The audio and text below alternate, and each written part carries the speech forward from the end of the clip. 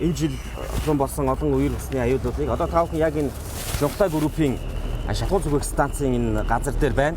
Та бүхэндээ энэ урагшаага хойшоогоо харах юм бол ямар нөхцөл байдалтай голын 70 сувг руу нэвтэрч одоо барилга баригдаж үйл ажиллагаа явуулж байгааг харж болно. За 3 аж ахуйн нэгжийн асуудал өнөөдөр ингэж яригдж байна. Нэгдүгээрт Шунхлаа группийн шатхуун зүгэх станцын асуудал, дараад нь одоо Эс аутлын буюу Иргэн Бацаргтай холбоотой асуудал.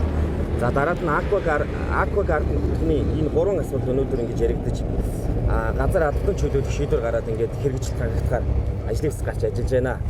За компаниудтай тус бүртээ бид нар бол урьдчилж нэгээс 2 удаа уулзаж ярилцаж асуудлуудыг хэрхэн шийдвэрлэх талаар санал солилцсон байгаа.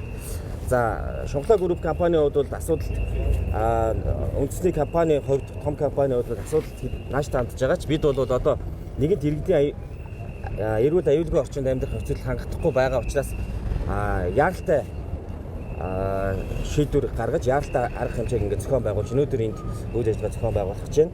За бид өнөөдөр бол ажлын хэсгээс гэрээ байгуулсан компаниуд станцууд болон холбогдох одоо нэг эд хөрөнгө дээр тодорхой хэмжээний албан чөлөөлөх арга хэмжээнүүдийг зохион байгуулна. За аж ахуйн нэгжүүд жишээлбэл одоо шатхуун зүгэх станц онцгой юм объект байгаа.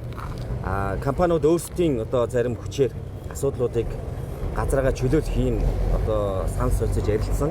За тэр болтол бид бол өөрсдийн хэмжээнд энгийн одоо барилга байгууламжуудыг холбогдох компаниудын одоо хүчээр ингээд албан өнөөдрөөс ингээд чөлөөлөх үйл ажиллагаа зохион байгууллаа. Байгаль орчны ахлах байцаагчийн дүгнэлтүүд гарсан. За үүнтэй холбоотойгоор захиргааны ерөнхий хуулийн холбогдох заалтын дагуу иргэдийн эрүүл аюулгүй орчинд одоо ноцтой охирол учруулаар нөхцөл байдал байгаа тохиолдолд шуурхай арга хэмжээ зохион байгуулах юм хуулийн заалт нь байгаа. Тэгээ үүний дагуу зохион байгуулж байна.